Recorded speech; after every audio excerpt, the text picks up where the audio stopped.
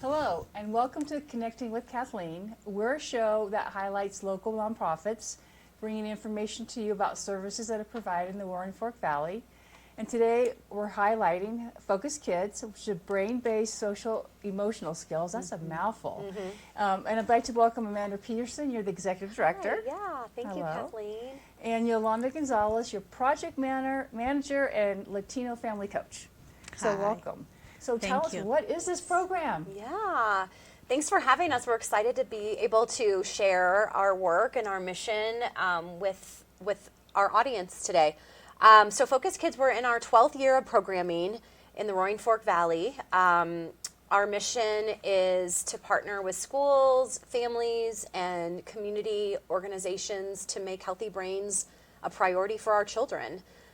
We use mindful self-regulation skills to build resiliency, academic success, and just building up kids' self-worth. And it's very crucial right now to support kids with these tools. Okay, so you guys were founded about 12 years ago. Where did the idea for this program come from? The idea came from our founder, Kathy Hegberg, who's a longtime resident of the Roaring Fork Valley. And when FocusedKids was founded, Kathy was a child and family therapist, and she was, at the time, also the acting director of Mind Up, which is a bigger organization founded by Goldie Hawn, teaching kids about mindfulness. And at that time, when Kathy was the director, mindfulness in schools was still really new. There wasn't a lot of research on the brain and how mindfulness and mindful tools, breathing, learning about the brain, how that can help kids in academic settings. So Mind Up was doing a lot of that really early research. And Kathy was seeing the power of this work put into place when she was using it with her kids in her clinical setting. And so she started to develop her standalone model, which evolved into FocusedKids. It was piloted on El Bucecito with Valley Settlement, and instantly there was just this connection of, like, when you start to teach kids about their brain, they don't feel shame about their behaviors. They don't feel like they're a bad kid, but like, oh, that's just what's happening in my brain, and I'm empowered to do something about it. Awesome. So what's unique about FocusedKids, and how is it different from other social emotional learning programs? Well, when FocusedKids was founded, Kathy was very sure that she really wanted to support our community. At the time, I was a teacher in the Roaring Fork Valley, and I was just seeing an increased level of dysregulation in the classroom, increased parent stress, and so Kathy knew that she really wanted to support the families and schools in our community. And so over the last 12 years, we've stayed really true to that.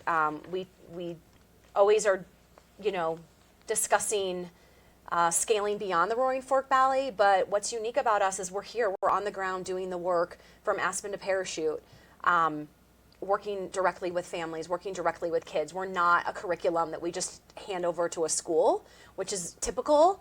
And what teachers report really liking about our program is that we're there in the classroom, we're coaching teachers, we're coaching parents, we're coaching students on our model. And so that really sets us aside from, a more traditional boxed curriculum. All right, so it's hands-on learning, yes. Right? You role model it, and you have them practice that. Exactly. And you work with the kids, you work with educators, parents, grandparents, caregivers, and those are 3 separate programs? So we have our schools program. This year we're currently in 10 schools, preschool to through elementary school, from Aspen to Parachute. Every year that number grows and kind of shifts. And we're serving currently over 1,400 students directly. We're in 77 classrooms, working directly with over 120 teachers. So that's our schools program. Then we have our community program, where we will go in and train other community organizations on our model, so then they can take the learning and they can use it with their clientele. And then we have our families program as well, which Yolanda leads and is in charge of that piece. Yeah, Yolanda, tell us more about the family program, and I also love that there's a Latino focus, if you can speak to that also. All right. Yes, of course. Yeah, part of the Focus Kids in general, we have the Focus Families program that services families from Aspen all the way to Parachute in the schools and organizations, preschool. Also in the community families, the families that have children from 0 to 5 that they are not enrolled in any school yet.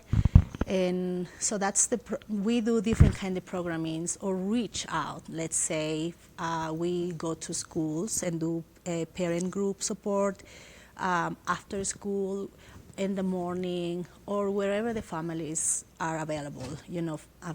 Family dynamics are always different, so we try to meet where the families are. So that's in general the the Focus Family Program.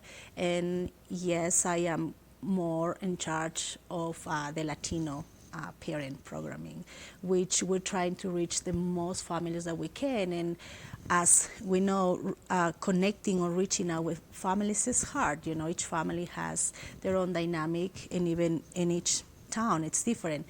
And it's even harder with the Latino community. We are busy, and something else in mental health, sometimes it's forgotten.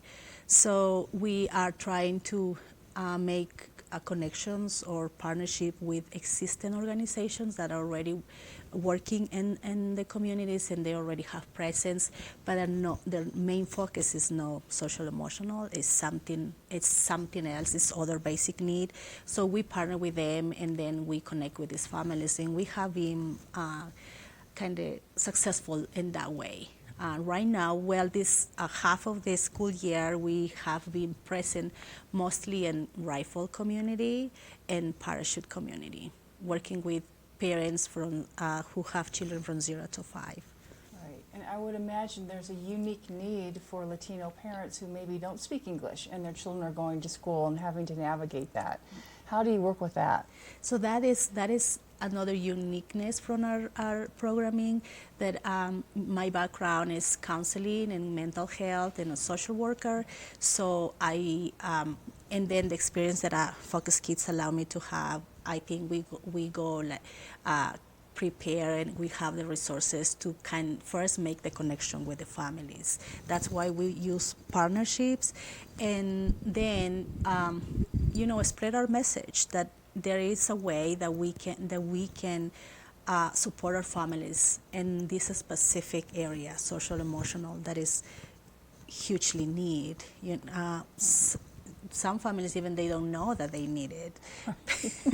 And like, oh, I need this. I didn't know, but so that's our goal, is to reach more families, Latino families, in their own environment, not community, that in the spaces that they're already familiar with, and then in their own language. Yeah, it's very unique, and it's very needed in our valley for sure. Mm-hmm. So we may have people in our audience who don't necessarily understand what social emotional is. If you could give us a better definition of that, that would be great. Yeah, it's kind of become a little bit of like a buzz phrase. Right. There's some negative, mindsets around it. Some states are even really pulling away from providing social emotional support in schools. But really, it's a way to support students with how they interact socially, right? There's like the social piece, and how they're able to manage their emotions and their feelings. Yes. And what we know is that because we are a brain-based organization, and we always come back to what's happening in the brain. If kids are not feeling safe, we always start with building safe relationships with families. Like, it's all about building that safety. If kids don't feel safe in a classroom, they're not going to be able to learn. They're not going to be able to self-regulate. And then they're not going to be able to learn, because that part of the brain is being hijacked. Their learning part of the brain is being hijacked by the emotional part of the brain. So social emotional health can really be a lot of things. It can be understanding feelings and emotions, understanding how to manage feelings and emotions, being able to identify what you're feeling, and communicate effectively versus outbursts, big emotions, big behaviors. So it's a big bucket, I think, of concepts, but it really comes down to just being able to like manage your feelings and emotions and support yourself. Right. So I would imagine when you're working with educators or parents, it makes a huge difference in that if a child's acting out, instead of labeling them as bad, that they can understand that maybe there's some reasons why and how to help their child or their pupil calm themselves. Yeah. So, you know, looking at your webpage is amazing. There's so many great things on there. So I'm hoping you guys can talk about, you use puppets, like your Brain Buddy puppets. We'll go through the whole list. The calm and focus chime, breathing ball, glitter jar. So if you've got all your props here, I'd love to see those we demonstrated brought them and with us how today. they're used. Yeah. And that is another piece of what just makes Focus Kids really unique is the puppets. When Focus Kids was founded, and Kathleen, you're a therapist as well, and know that, you know, play therapy and puppets are a really big part of the therapeutic relationship. And so puppets are a really big part of our program. Puppets are safe. Kids feel not threatened. And when you put that puppet on, it's all of a sudden, it's not the adult talking to them, but they're talking to the puppet. And that feels safe. And it's engaging, right? Kids just instantly light up. So this is Guard Dog. Guard Dog's been around for a lot of years. And he gets a little nervous when he's on TV. Guard Dog, how does it feel to be on TV today? I don't know. I had a hard time sleeping last night because I was a little worried about being on TV. But are you feeling good now that you're here and you see how safe Kathleen is, and it's a very nice environment? Yeah, I feel better now. Oh, well, good. Can you tell the audience what part of the brain you represent? I represent the amygdala. I represent the fight, flight, freeze part of your brain. And it's also where your big feelings and emotions live. That's me. That's Guard Dog. I'm the amygdala of your brain.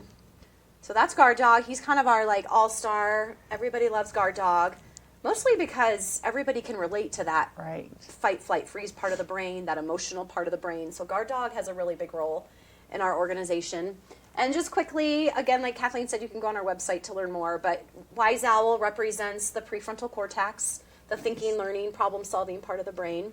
Love it. And our other key player in the brain is Miss Elefante, our remembering part of the brain, the hippocampus. And so what is really powerful about the puppets that I'll just quickly show is that we need all of these parts of the brain. And these are only 3 parts of the brain. They're not every single part of the brain, but with these 3 key parts of the brain, we can really understand a lot about our brain and how to help support our brain functioning. And so what's really powerful is this visual of, you know, we need our Wise Owl to help us focus and pay attention and problem solve in school and social situations, helps us be creative and thoughtful. We need our remembering part of our brain. And what often happens, and what's happening to kids so often today and parents, is these parts of the brain are getting hijacked by the amygdala.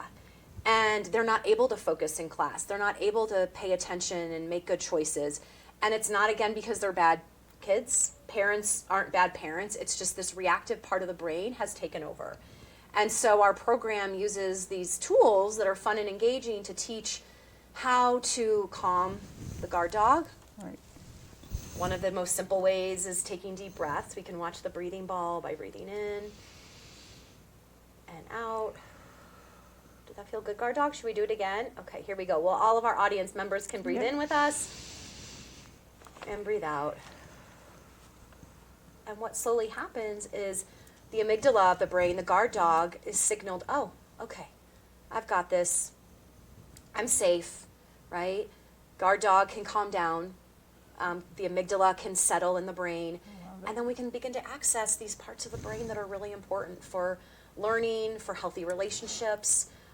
This is, you know, this is kind of like an ideal brain functioning, really. And so the puppets are a really fun and engaging and simple way to demonstrate, you know, scientific concepts that are happening in the brain. Oh, it's wonderful. Yeah. And also, I should add that we use our tools because for the kids, if we tell them breathe, it's kind of like, oh, that's boring, right? Like they don't want to. But if they have Have a something prompt. visible, you know, and then they, oh, I like it. Let's try breathing. It's easily to engage them. Mm-hmm. Yeah. Yeah, so and then we have like additional puppets that we do use in our program when we go into classrooms and schools. We're start off by teaching the 3 key players of the brain, and then we do extension lessons where we're teaching about focused frog, and we have a little frog puppet, and we teach kids how to better be able to focus in the classroom. Grateful goat, we have a goat puppet, and we teach about how to practice gratitude and what that means and what that feels like in your body. Grumpy monkey, it's okay to be grumpy. We're all grumpy sometimes. But how do you recognize when you're grumpy and then decide when you're ready to not be grumpy? So we have a whole collection of puppets that we bring into the classrooms and bring into the settings we work in as that engaging, fun way to teach these social, emotional, or, concepts. Right. It's great that you have the puppets and names of the brain, so the parents and kids at home can say, "Oh, guard dog. Okay, let's rest. Stand down." Totally. Those kind of things. Yeah. That's great. Yeah, and it's a great the language. What we always hear in the community is it's that common language, right? Where like when a parent is learning, and that's why it's so important to us to not just be going into the classrooms, but also be supporting the parents, so that the parents can understand what's happening in their brain, what's happening in their kid's brain. We know that 2 guard dogs, 2 flipped lids, 2 active amygdalas are not going to accomplish anything. So how do we help support the adults and calming their brains and helping them learn self-regulation skills so they can better support their kids? Yes, and when you mentioned that we have a language about the brain and emotions, when I usually in our second parent training, the second session, I usually okay, how did it go this week or this month, whatever, and I said the parents usually when some of them don't remember, like, my dog was out all the time. Yeah, so that is. Oh, they found a name. They know what's happening in their brains, right? So that is the first step to control something. Like, okay. Right. Well, they can detach from it and label it, so then I can control it, right? That's beautiful. Yeah. So it's really effective. It's simple but effective. Right. And on the webpage, it talks about brain breaks. What's a brain break? Yeah. So Love again, that. brain break is another term that when I was a teacher years ago, it was a new concept. There was really only one kind of brain break, and that's a calming brain break. Brain breaks have kind of taken on lots of different meaning. But what we teach brain breaks as is it's really a chance to give your brain a break, to calm the amygdala.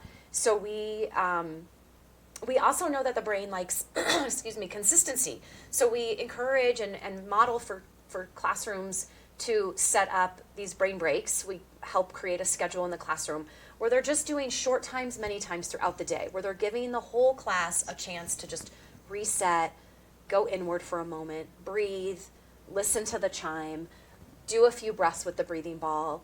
And those short little resets give the brain, give the amygdala, the guard dog a chance to calm, get the focused part of the brain activated, so that once they go into the next class or activity or whatever, they're in a more regulated place. So brain breaks can look a lot of different ways, but how we teach them are typically they're calming breaks throughout the day to just do a little quick reset. So it could be with the breathing ball and the chime. How to use the chime? Yeah, so the chime is another tool. So typically we teach the chime first.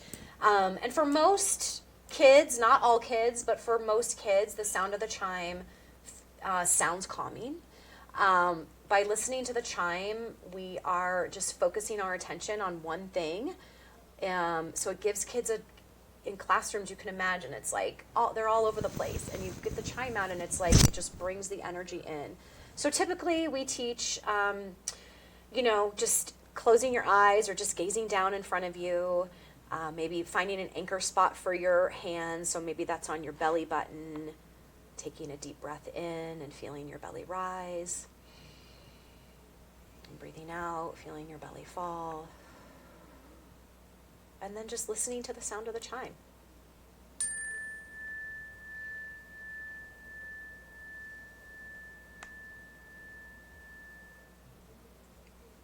And then coming back. Oh, that's beautiful. And regrouping. And that little quick reset can really change the energy of an entire classroom. Oh, absolutely. It's almost like a behavior modification technique Totally, that you hear that chime and you go, okay. Yeah. Yeah. Wonderful. And with time, that practice, right, the brain knows like, oh, the chime, I get a chance to be calm. And kids want these opportunities. We don't, it's just not something we're doing regularly typically.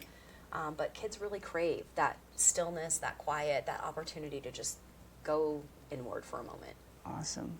So, as a woman who likes sparkly stuff, you have a glitter jar. Tell me about Yes, that. And I yeah. think it's frozen now. But I know. So this is what happens when you live in the Roaring Fork Valley and the temperatures are low and you're Forget stuff. not bringing things in your house. But the glitter jar is just another beloved tool that we teach. And again, these are kind of like our core tools, but there's lots of different other tools that can be incorporated into calm down kids, calming corners, into the brain breaks. But typically the glitter jar is a really engaging tool. If the water wasn't frozen, you would shake it up and then just breathe while you watch the glitter settle. oh, it's very nice.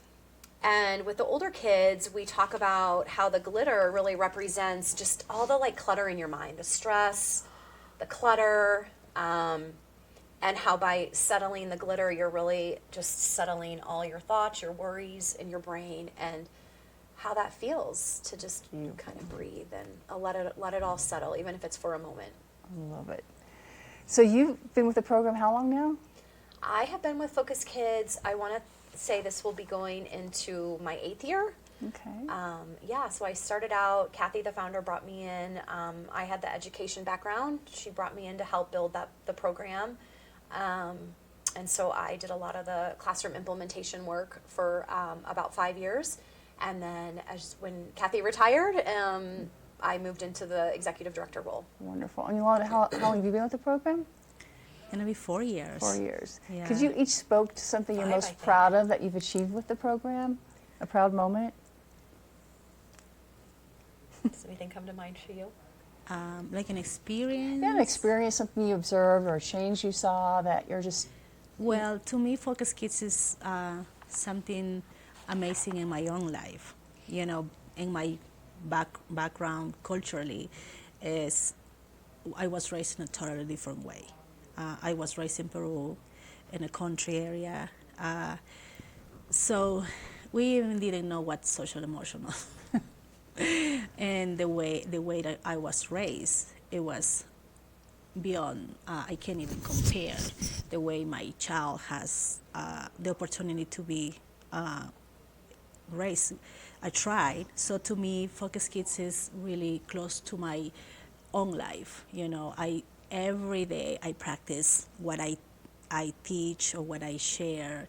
Is every day a reminder, because in my brain, you know, the more we practice things, the stronger it gets, the connection. But also I have like all this strong background culture, like how I was raised and like why I'm doing this. So, and sometimes it comes out, you know, the history, your background Right. comes out and like, no, back up, Focus Kids. So that's my first, I say, amazing thing with Focus Kids in my own experience as a parent.